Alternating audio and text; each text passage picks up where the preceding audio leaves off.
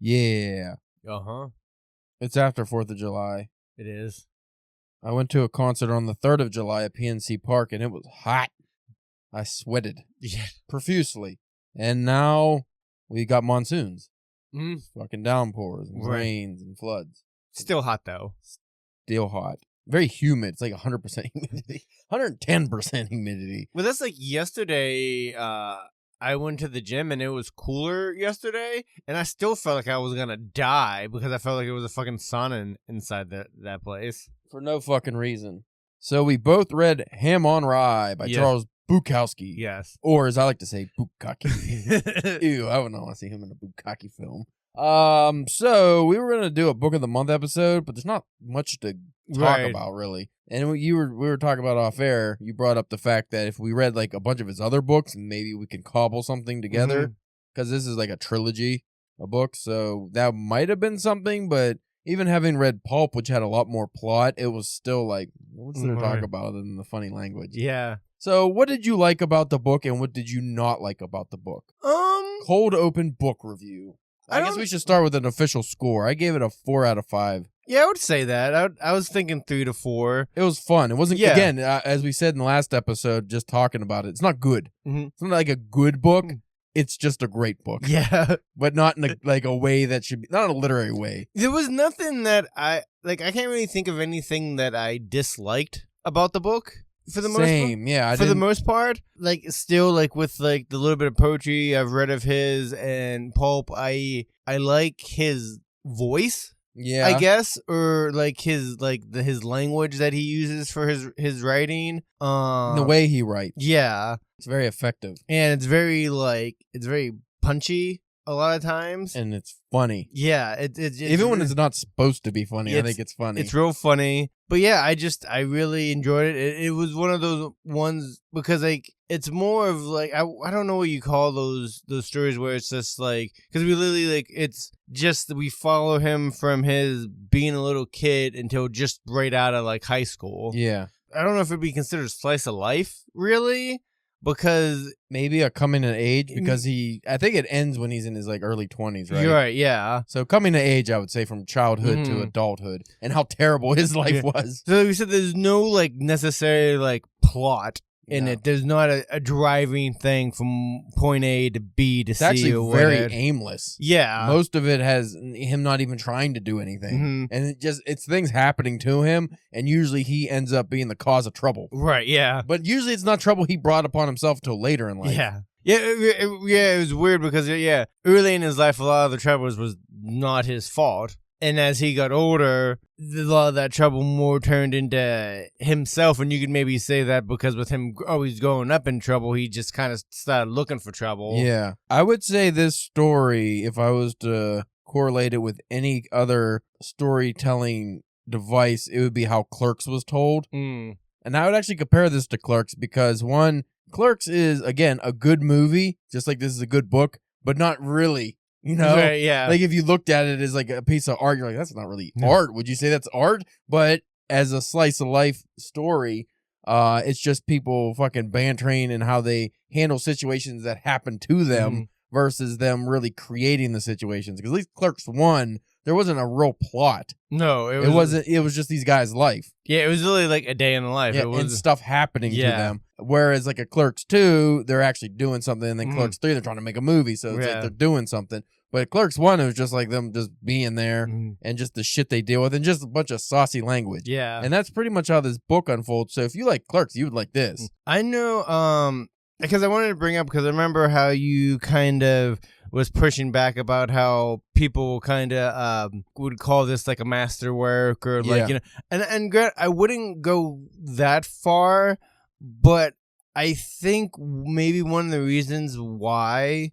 people may have used that description or whatever to try to explain it is, and it's one of the things that I really liked about it, is of like him kind of like showing you or telling you about just how kind of like some like pointless some things are, or like how mundane like certain aspects of life is. Like, if you viewed this book as an absurdist story, such as I don't want to say Confederacy of Dunces, but maybe more along the lines of like a Kafka story or any of those nihilists who just looked like they went from nihilist to absurdist. So they're just viewing things as like nothing means anything. Yeah. You know, like everything is pointless. When you get to that point, though, it's like the Norm Macdonald, where you finally get to this point where you're above how stupid everything is. Because when you're a nihilist, you're just like everything sucks and you're like down, but you're in the muck of it. But once you get out of the muck, you could just view it as like, oh, look at them guys. Like, they're fucking dumb swimming in that shit. Yeah. And that's kind of how this story is. It's just an absurdist tale. So from that perspective, yeah, I could see it as having literary merit. My point was, I just didn't think like writing-wise and story-wise or lack thereof, it being anything real meaningful. Like, it didn't have an emotional... Like, I was thinking maybe the end would have something to tug your heartstrings or make you feel some kind of way.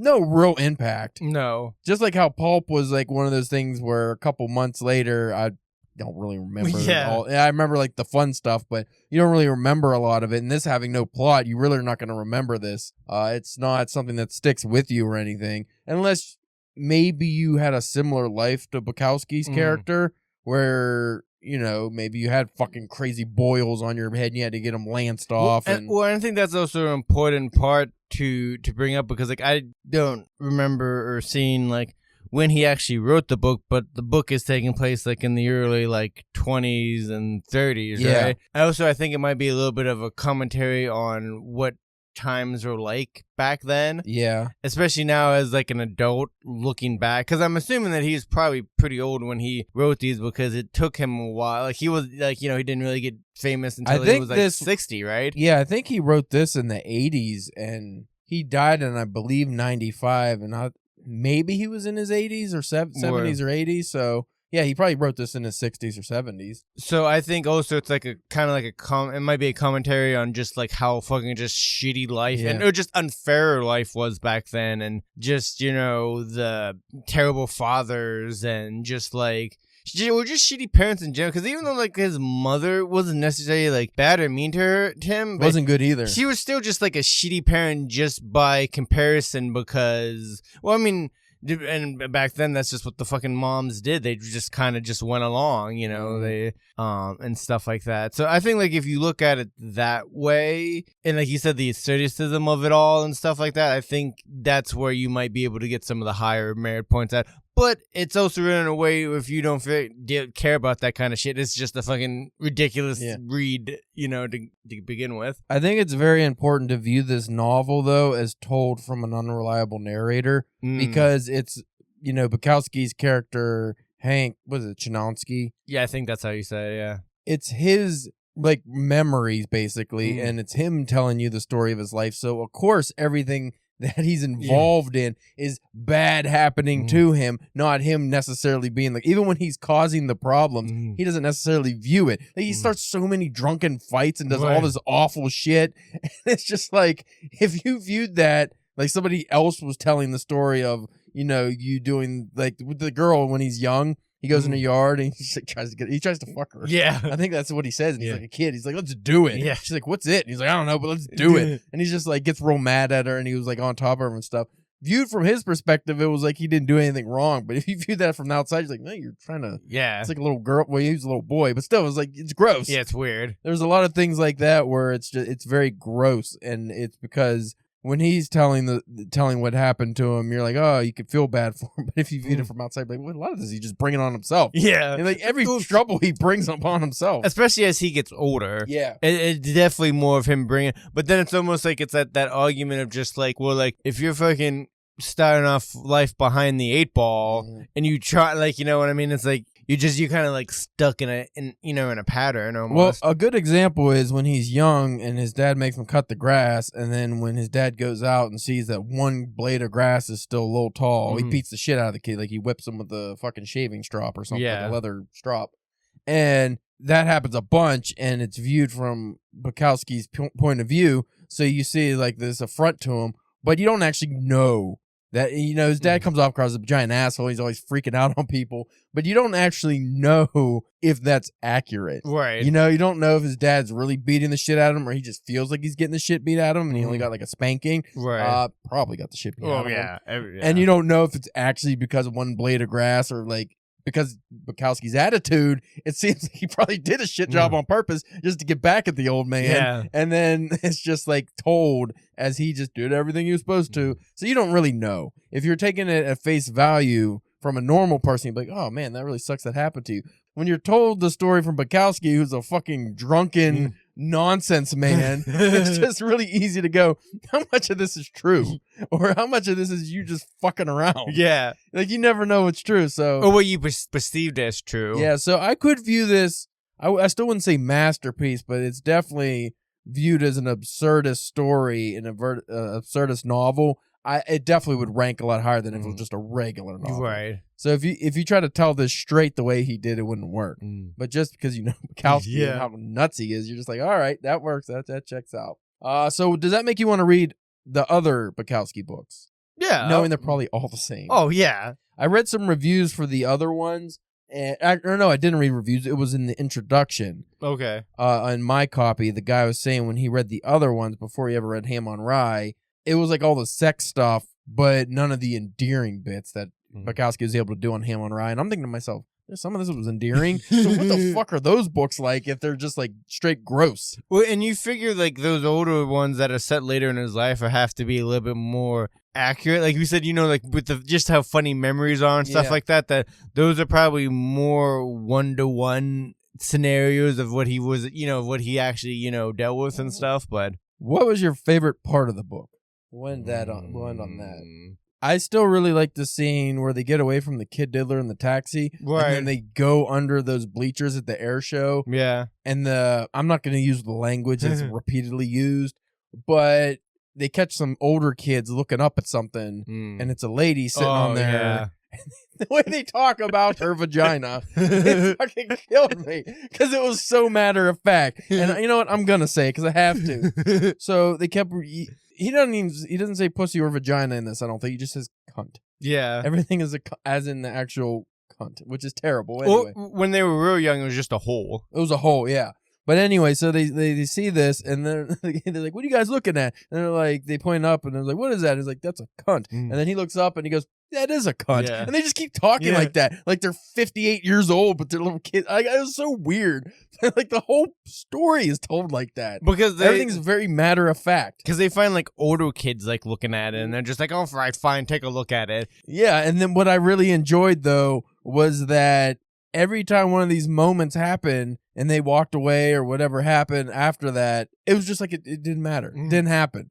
So they walk out of there and then they're just doing something else. And it's just like, if you were like 11 to 13 years old and you saw a lady's vagina, that would stick with you probably forever. Right. And obviously it stuck with Bukowski if he's writing about it. But just in the story, the kid's just like, okay, they don't talk about it again. They just go do other stuff. Well, that's like him always talking about like how many times he like almost like had sex with one of his teachers. Yeah. And stuff like that. That's where goes the unreliable narrator. Do you think these teachers were trying to have sex with this gross looking kid? I don't think so. Or even like when he's covered in like his whole body's covered in the boils and sores and shit because he had real bad skin.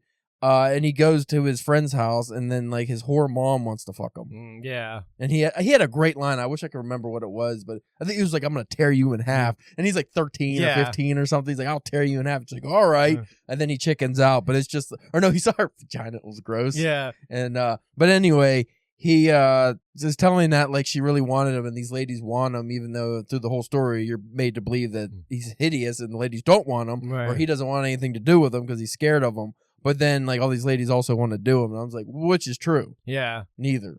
Honestly, I liked a lot of the sports stuff, not necessarily like the baseball because like the football. Yeah, just because again, like that was like that, what I was doing whenever I was younger too. So like a lot of that kind of stuff kind of was like, yeah, that kind of rings home a little bit. Yeah. What wasn't the other thing I was just gonna say that I kind of fuck something about What was the other? Oh, towards the end after he kind of graduated and he started working at like that retail store. Yeah, that was good. I was just kind of like, but they were like, it was good, but I also was just like, oh, this hits a little too hard. Like this is like he was working at a Sears Roebuck, but he changed the name in this to something Starbucks. Yeah, I forget what it was. Something Starbucks. Rear Starbucks, whatever it was.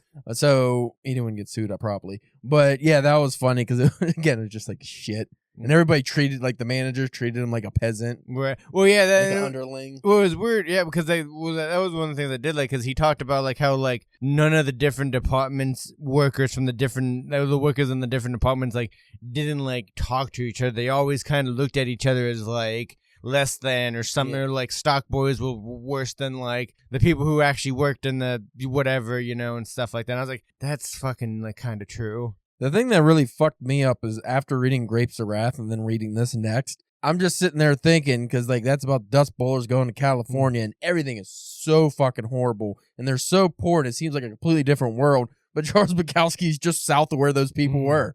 He was in Southern California and they were in Northern California. And it's just like, so these two awful things were happening at the same time. But those people would have loved to live Bukowski's life because they were so poor. Right. And I'm just like, gee, how did this happen?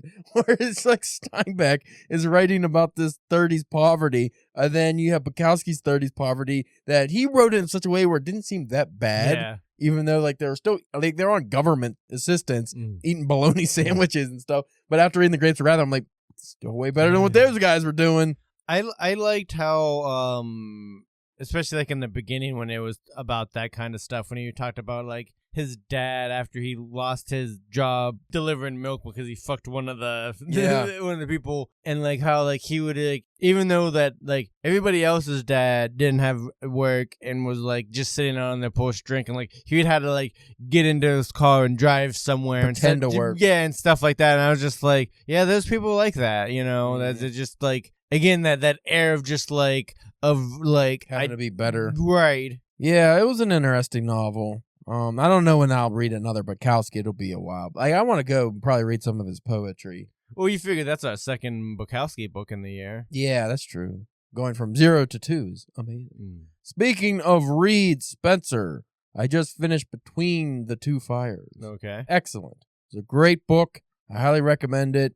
And now, you remember I said I was going to read Blood Meridian, reread Blood Meridian. I'm going to take a little detour first. Okay. I finally decided I'm going to read Stoner by John Williams. Oh, okay. We've been talking about it. It's always on every fucking list we read, and I keep looking up things, and everyone says it's amazing, but it's one of those ones that's not on like Book Talk and stuff, so you don't see like all these people, like how Count of Monte Cristo is right now. Right, yeah. It's not on that shit yet, so I'm like, I'm going to read that because it's not very long, and then this is the surprise one.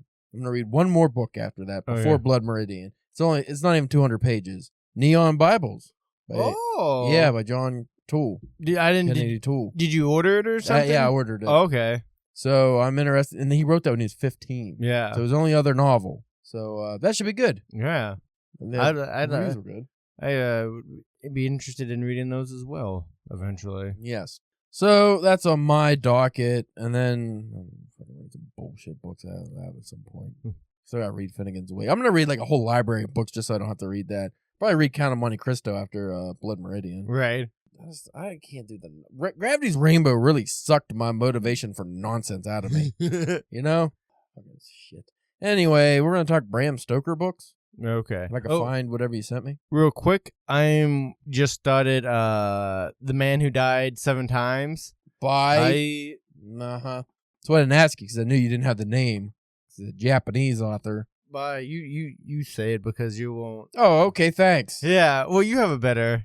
It doesn't look like it's a word I could say. The Man Who Died 7 Times by Yasuhiko Nishizawa. That's way better. That's as close as I could get. When they put the S's and H's with the U's in there, and I think it's Yasuhiko. It would have been Yasuhiko. It would have came out offensive if I tried to. It would have came out Tony Lazarus. Like, what? Who's Tony Lazarus? So are you enjoying this book? Yeah, I'm enjoying it. I literally just started it yesterday, and I'm like 60 pages into it. So nice. All right, folks, we're gonna talk Bram Stoker books if I can find the article Spencer sent me, and then that's it. Yeah. That'll be like, this cold open's going to be longer. Right. Should have just been the book of the month. I don't know. We always end up going long. Yeah. Even with no substance.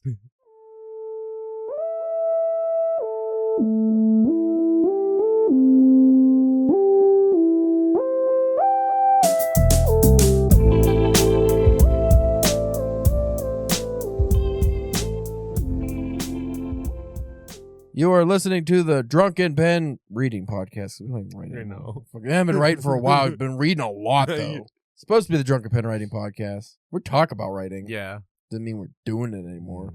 I'm your host, Caleb James. With me, as always, Spencer, the Anaheim Anus Amplifier Church. Oh. Am I just With a big magnifying glass, you're making it big. Or Or maybe you're pinch zooming it like on a phone. I thought maybe I was maybe plugging an amp in. You could do that too, yeah. You want to get the... I'm not going to say it. I don't say any of these things. Let's just go to the article. You sent me some time ago the best horror novels, the 2026 Bram Stoker Awards by 5books.com. Were they or I thought they were the nominees or something for the It just says the best horror novels, Oh, okay. the 2026 Bram Stoker Awards. Oh, okay. So these must be the winners. Oh, all right. I think it has the nominees as well. I don't know. It opens on a list of books. Okay, here we go. Yeah. What is that then? I guess I can read the intro. Horror, literary. I don't want to read the intro. I don't know what that is. Anyway, I'm just going to start with the list because we had a long introduction. Yes. About books. Number 1, The Buffalo Hunter. The Buffalo Hunter by Stephen Graham. The double name? It is a double name. The Buffalo Hunter. So the guy who hunts the Buffalo Hunter. Yeah. By Stephen Graham. Interesting. Stephen Graham Jones. Did I say Jones? We're not off to a good start. No. Rip-roaring start here.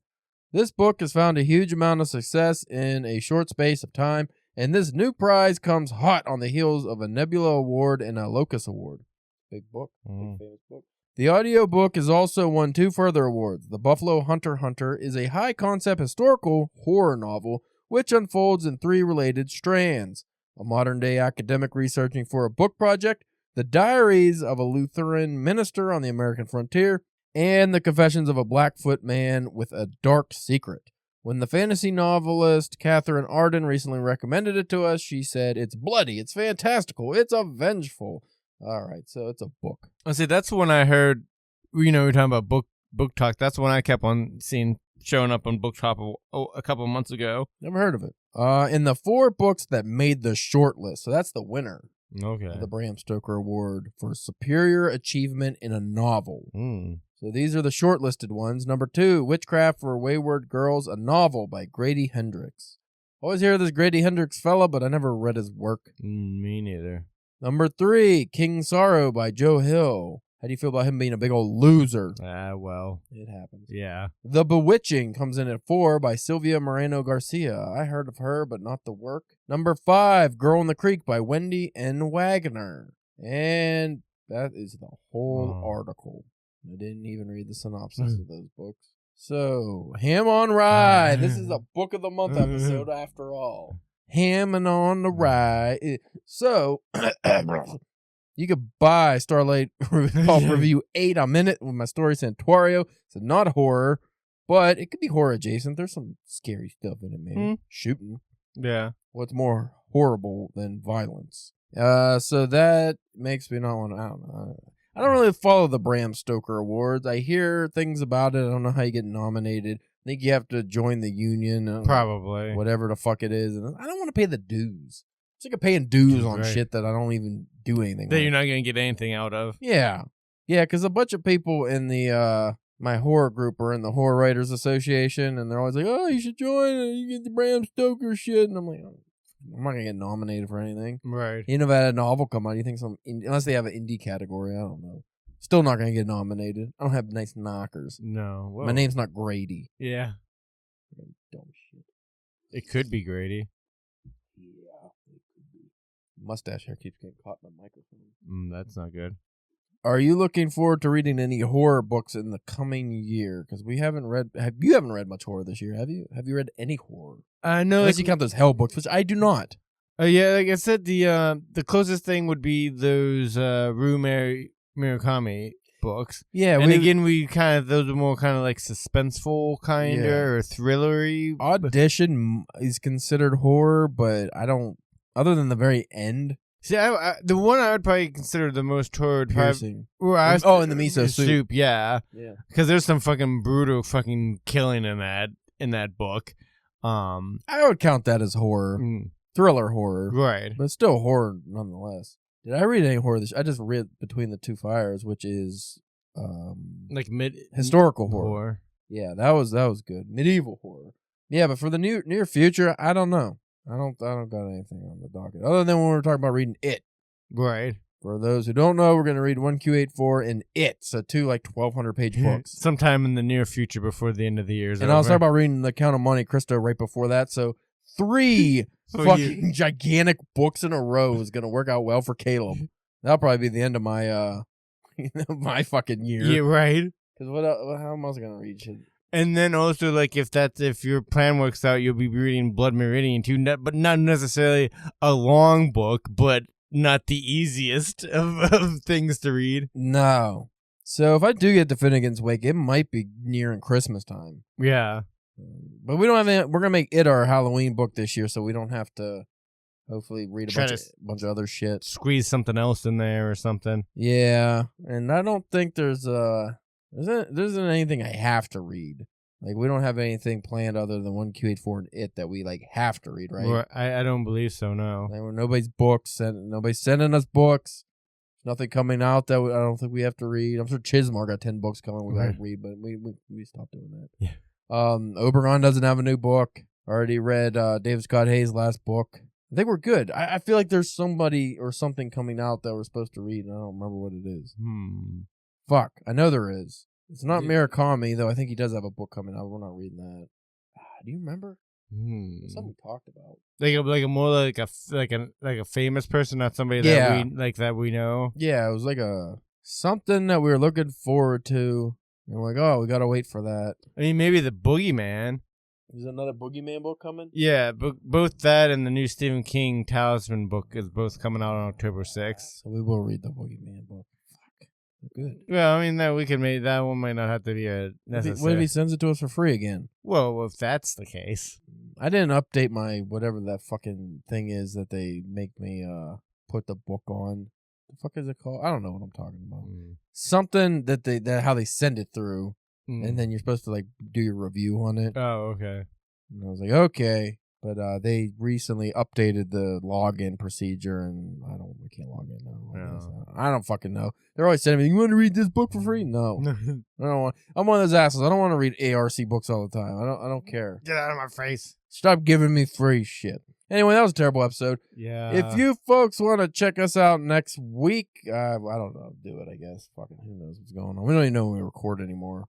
Spencer's got his fucking life in topsy-turvy. I'm a mess. Yeah, this is a Tuesday. Yeah. Fucking garage was flooding, so I couldn't record yesterday.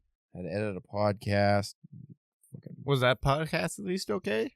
That was, I think, the last week's episode, I think, was good. I yucked it up some. Okay. I was laughing. Whenever I laugh listening to it, that usually makes me feel like it's okay episode.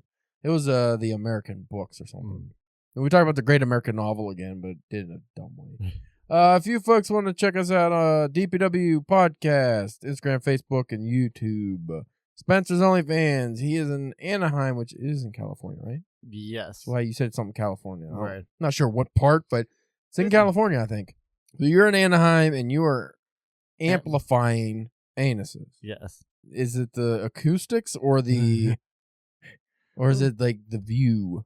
Like I said, you just stick the end of the amp in there, so whenever you fart, it makes it, everybody can hear it. We're really working on that brown note. Yeah, CalebJamesK.com. I have to actually update my publication history right now until we get off here because I got my Starlight. I was waiting to get the book, which I did get yesterday. I got some pictures. I'm working on the post now for Instagram. Nice.